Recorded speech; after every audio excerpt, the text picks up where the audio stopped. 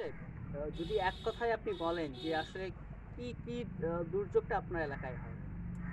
আমার এলাকায় হয় আপনার নদী ভাঙন, হুম, আপনার এই যে বজ্রপাত, বজ্রপাত, আপনার লবণাক্ততা, লবণাক্ততা, আপনার এই যে অবদার বাঁধ, হুম, আপনার উপর দিয়ে লবণ পানি প্রবেশ প্রবেশ করে। করে। তো ঝড়-টড় হয় নাকি? ঝড় তো ঝড় তো আছে, ঝড় হয় ১ আর কি। নাম্বারে কি? এক নম্বরে আমাদের দুর্যোগ, হ্যাঁ, সে কি দুর্যোগ?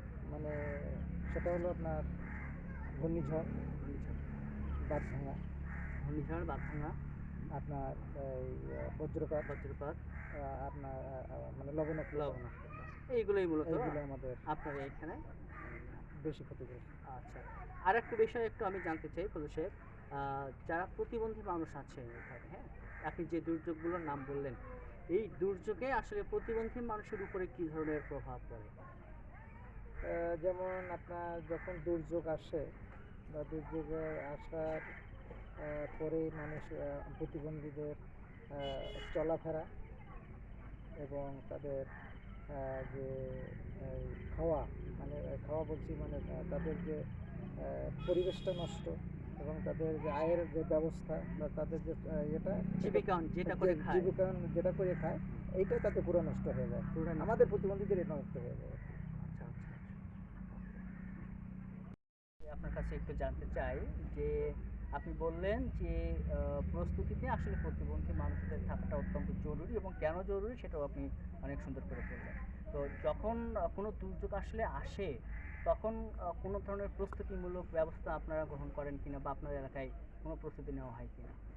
আমাদের যখন আপনার ঘূর্ণিঝড় আসে, হুম, আসার আগে আমাদের এইখানে আমাদের 7 নম্বর ওয়ার্ড, সেটা হলো যে আগের থেকে আমাদের ডিআরআর লোকজন আমাদের সতর্ক করে এবং যখন সিগন্যাল আসে হুম, হুম। তখনই আমাদের ডিআরআর লোক মানে এই প্রতিবন্ধী মানুষের যারা যারা প্রতিবন্ধী মানুষ, যারা কানে শুনতে পায় না, তাদের ইশারা দিয়ে তাদের করে মানে বোঝাই দেয় আর কি। বুঝাই দেয়। এবং যখন ঘূর্ণিঝড় যখন সিগন্যাল চলে আসে বা ঘূর্ণিঝড় মানে যখনই একেবারেই কাছাকাছি চলে আসে তখন ডিআরআরের লোকজন আমাদের আশ্রয় কেন্দ্র নিয়ে যায় হুম, এবং সেখানে আশ্রয় কেন্দ্র নিয়ে যাবে এবং সেখানে একটা থাকার সুন্দর প্রতিবন্ধী মানুষের জন্য ব্যবস্থা করে হুম, এবং আপনার এই যে খাবারের ব্যবস্থা করে এবং কী কী জিনিস নিতে হবে প্রতিবন্ধী মানুষের, হুম, এইগুলা সেখানে নিয়ে যায়। এবং সর্বশেষ হলো যে এটা আমাদের ইউনিয়ন পরিষদ থেকে আমাদের প্রতিবন্ধী মানুষের জন্য তারা সুন্দর একটা খাবার ব্যবস্থা করে, শুকনো খাবার না? শুকনো খাবার। আচ্ছা। তো স্যার আমি এর সাথে যে আরেকটু জানতে চাই যে আপনি বললেন যে ডিআরএর লোকজন শুধু বাড়িতে আসে আর ইশারা করে বোঝায়। আর অন্য কোনোভাবে কি আসলে সংকেত বা অন্য কোনো কিছু প্রচার করে? হ্যাঁ, এটা মাইকিং হয়। এই কারা মাইকিংটা করে? এটা মাইকিং হয় আমাদের ডিআরআর এর লোকও করে এবং আপনার সরকারি যারা আছে বা আপনার জনসাধারণ যারা আছে, যারা সচেতন ব্যক্তি আছে, আচ্ছা। যারা দেখতেছে যে একটা স্বাভাবিক একটা মানুষ যেভাবে চলাফেরা করতে পারে, একটা প্রতিবন্ধী মানুষ তো ওইভাবে চলাফেরা করতে পারে না। হুম, হুম, এই জন্য এইগুলা সামাজিক যারা মানুষ আছে, যারা সামাজিক মানুষ আছে, হুম, হুম। এরাও মানে সবাই এগিয়ে আসে আর কি। শুধু যে একেবারেই যে কেউ নাই তা না, এটা সবাই প্রতিবন্ধী মানুষের জন্য এগিয়ে আসে। ফজল সাহেব, আপনাদের এই এলাকায় দুর্যোগের যে প্রস্তুতি আছে, এই দুর্যোগের প্রস্তুতি কার্যক্রমে কি আসলে প্রতিবন্ধীদেরকে অংশগ্রহণ করা উচিত বলে আপনি মনে করেন? আমি মনে করি যে প্রতিবন্ধীদের অংশগ্রহণ করা উচিত কেন এবং আসলে উচিত? প্রতিবন্ধী অংশগ্রহণ করলে কি হবে মানে আসলে? উচিত এই জন্য যে একটা প্রতিবন্ধী মানুষ একটা সাধারণ মানুষ যেভাবে চলাফেরা করতে পারে একটা প্রতিবন্ধী মানুষ সেভাবে চলাফেরা করতে পারে না। এবং এক ওই এতে যদি একটা প্রতিবন্ধী মানুষ যদি অংশগ্রহণ করতে পারে হুম, তাহলে তার মনের কথা, তার মতামত, তার ব্যক্তিগত কথা এবং সে যত প্রতিবন্ধী আছে এই প্রতিবন্ধী মানুষের সুখ দুঃখের কথাগুলো সে সেখানে বলতে পারবে এবং অংশগ্রহণ বা একটা সাধারণ মানুষ যেভাবে আপনার চলাফেরা করতে পারে, একটা প্রতিবন্ধী মানুষ সেভাবে চলা করতে পারে এবং সে অংশগ্রহণ করে সে একটা এই প্রতিবন্ধী মানুষের সুখ সুবিধার কথা সে বলতে পারে। বলতে পারে মানে একজন সাধারণ মানুষ আসলে প্রতিবন্ধী মানুষের মতো একটা করে একটা সাধারণ মানুষ একটা প্রতিবন্ধী মানুষের যে একটা যে যে অসুবিধা, কষ্টটা এই হয়। কষ্টটা একটা সাধারণ মানুষ বুঝতে সে পারছি। ভালো বুঝতে পারে না। এই জন্য একটা প্রতিবন্ধী মানুষ সেখানে এই এতে নেওয়া বা যাওয়া উচিত আমি মনে করি। ওকে, ফজল সাহেব আরেকটা বিষয় একটু জানতে চাই। এই যে আপনি বললেন যে আপনারা মতামত দিলে ভালো হয়, হ্যাঁ? বর্তমানে কি আপনারা সেরকম মতামত দেওয়ার সুযোগ হ্যাঁ, আছে আপনাদের? আমরা আমাদের যে মতামত, আমরা যেমন আমাদের ওয়ার্ড দুর্যোগ কমিটিতে আমরা সেখানে আমরা কথা বলি, ইউনিয়ন দুর্যোগ কমিটিতে আমরা কথা বলি এবং আমরা সেখানে আমরা প্রস্তাব রাখি বা প্রস্তাব রাখছি এবং তারাও মেনে নিচ্ছে এবং ইউনিয়ন পরিষদ আমাদের সার্বিক সহযোগিতা আমাদের প্রতিবন্ধী মানুষের জন্য করে। এটা আমি মনে করি। আপনি বলবেন। শেফ, আপনাদের এই এলাকায় আপনি যেটা বললেন যে দুর্যোগের ব্যাপক প্রস্তুতি আপনারা নিয়ে থাকেন। তো দুর্যোগের প্রস্তুতিতে আসলে প্রতিবন্ধী মানুষরা যদি অংশগ্রহণ করে, সেখানে কি কোনো বাধা আছে আসলে? বাধা এখন আগে ছিল। আগে যে কোনো কাজে যাইতে গেলে বাধা আসতো, কিন্তু আমরা প্রতিবন্ধী মানুষ যখন এইগুলা যখন আমরা বেশি বেশি কথা বলা শিখছি বা কথা বলার শুরু সুযোগ করেছেন? আমাদের হয়েছে, আচ্ছা। এখন আর ওই ধরনের বাধা আর সৃষ্টি নাই আমাদের এবং আমরা এটা ভালোভাবে আমরা কাজগুলো করতে পারেন। কাজগুলো করতে পারি।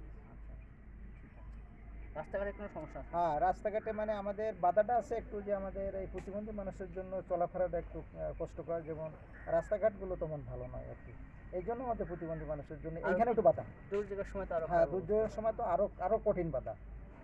শুধু দুর্যোগে চলাফেরার জন্য, চলাফেরার জন্য রাস্তাঘাটটা একটু যদি মানে ভালো হতো। এখন ওইভাবে বাধা নাই, তবে আপনাদের যখন দুর্যোগের সময় তোমার রাস্তাঘাটগুলো আপনার খারাপ, ওইভাবে বাধা। আর এখন রাস্তাঘাট তেমন ভালো নয়, এই জন্য এইটা একটু বাধা আছে আর কি। ঠিক আছে। যে দুর্যোগের প্রস্তুতিতে আপনারা অংশগ্রহণ করেন এবং আপনাদের কোনো বাধা তেমন নেই রাস্তাঘাটের ছাড়া। তো সাধারণ মানুষের সাথে আসলে একসাথে কাজ করতে পেরে আপনার মানে অনুভূতিটা কেমন? কি মনে হয় আপনার? আমার মনে হয় যে একটা সাধারণ মানুষ যেভাবে চলাফেরা করতে পারে, আমি প্রতিবন্ধী মানুষ, এই যে অংশগ্রহণ করার পরিপ্রেক্ষিতে আমি মনে করি যে আমি একজন ভালো মানুষ। আচ্ছা, আচ্ছা। আমার মনে হয় যে আমার কোনো জায়গায় কোনো ডিস্টার্ব নাই, সমস্যা নাই। সমস্যা নাই এবং আমি সেখানে কথা বলতে পেরে যে আমার বুকটা এবং আমার মনটা এত বড় একটা গর্বিত বা এত বড় একটা সুন্দর হয় যে হয়েছে বা হচ্ছে, বা আমরা সেখানে কথা বলতে পারতেছি, সেখানে চলাফেরা করতে পারতেছি, সেখানে ইয়ে করতে পারতেছি, যে আমার মনে হয় যে সেখানে আমরা একটা সুন্দর আমাদের একটা পরিবেশ ফিরে আসছে।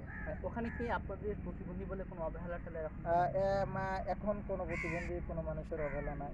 এখন প্রতিবন্ধী মানুষের জন্য এখন অনেক মানুষের তারা সচেতন এবং মানুষের তারা এখন আগের মতন যে তারা যে আর চোখে দেখতে এখন দেখে না। এখন প্রতিবন্ধী মানুষের জন্য তারা শুধু এটা আমি বলবো যে এটা আমাদের ডিআরআরে আমাদের থেকে আমাদের এটা আমরা সুযোগটা করে দিচ্ছে। সুযোগটা করে দিয়েছে এবং বাংলাদেশ গভর্নমেন্ট সরকার প্রতিবন্ধী মানুষের পাশে আছে। আচ্ছা। ফজল সাহেব, এই যে আপনি বললেন যে আপনারা আপনাদের মতামতটা এখন বিভিন্ন জায়গায় দিতে পারেন, হ্যাঁ? তো কতদিন আসলে হলো যে আসলে আপনারা এই মতামতটা ব্যক্ত করতে পারতেছেন বা এর সুযোগটা পাচ্ছেন আসলে কিভাবে বা কতদিন? এটা পাচ্ছি মানে আমি 2011 সাল থেকে ডিআরআরের একটা প্রকল্প আসছিল, এখনও চলমান অবস্থায় আছে। আমরা সেইখান থেকে ডিআরআরের সাথে আমরা সম্পৃক্ত প্রতিবন্ধী মানুষ, আসলে ডিআরআরে প্রতিবন্ধী নিয়ে কাজ করে, এই জন্য আমরা আমাদের প্রতিবন্ধী মানুষের নিয়ে কাজ করে আমরা সেখানে, এই জন্যই আমাদের সৌভাগ্যটা হয়েছে বা আমরা সেখানে যেতে পারি এবং ডিআরআরের আমাদের সাথে নিয়ে কাজ করে আপনার মিটিং টিটিং যাই বলেন না, ট্রেনিং যাই বলেন, মোটামুটি আর কি। তবে আপনার এই 1 থেকে 1.5 বছর একটা দুর্যোগের একটা প্রকল্প আসছে। এই দুর্যোগ প্রকল্পটা আসছে, এই দুর্যোগ প্রকল্প থেকে আমরা দুর্যোগের বিষয়ে 1-1.5 বছর আমরা অনেক কিছু জানতে এবং শুনতে পারছি এবং আমি একজন প্রতিবন্ধী মানুষ হয়েও যে আমার যে ওয়ার্ড দুর্যোগ কমিটিতে আমার নামটা আছে, এবং ওয়ার্ড দুর্যোগ কমিটি প্রতি মাসে যে মিটিংটা হয় এই মিটিংটার সাথে আমি সম্পৃক্ত আছি। এবং এটা আমাদের ইউনিয়ন পরিষদ যে দুর্যোগ কমিটি আছে, এটাও আমরা সেখানেও আমাদের মাঝে মাঝে আমাদের আপনাদের মতামতগুলো সেখানে মতামতগুলো সেখানে আমাদের হ্যাঁ? দিলে সেখানে তারা গুরুত্ব সহকারে দেখে। ওকে, ধন্যবাদ আপনাকে। হ্যাঁ, ঠিক আছে। Next.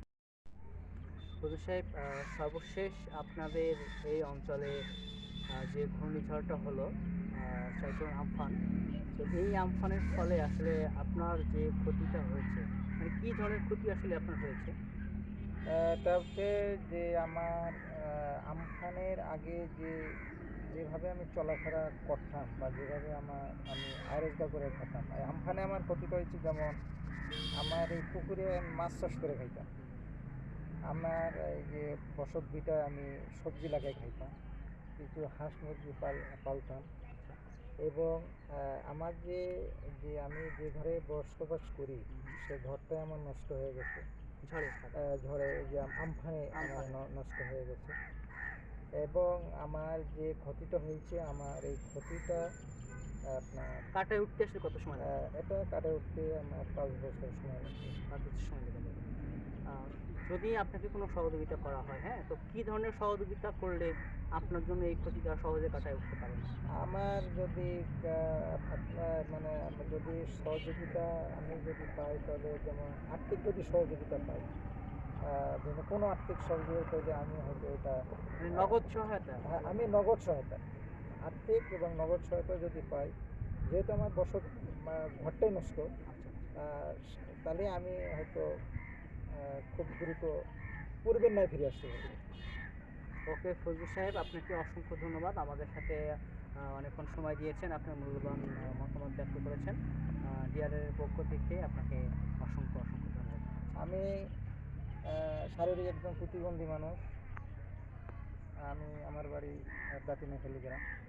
তা আমি মানে 2011 সাল থেকে ডিআরআর এর সাথে আমি সম্পৃক্ত, আমি একজন সদস্য। তা আমি ডিআরআরকে অসংখ্য ধন্যবাদ।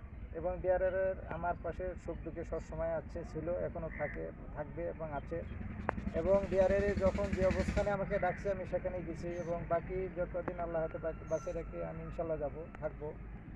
মানুষের হয়তো সুখ দুঃখ থাকতে পারে, অসুস্থ থাকতে পারে। যাই হোক, আমি ডিআরআরকে অসংখ্য ধন্যবাদ। ডিআরআর নির্বাহী পরিচালক এবং ডিআরআর মানে সদস্য, এবং ডিআরআর যারা কাজ করে, ডিআরআর আমার আপা আছেন এবং ডিআরআর সদস্য প্রত্যেককে আমি তাদের সুস্বাস্থ্য এবং দীর্ঘ আয়ু আমি কামনা করি। সবাইকে ধন্যবাদ। আসসালামু আলাইকুম। Thank you.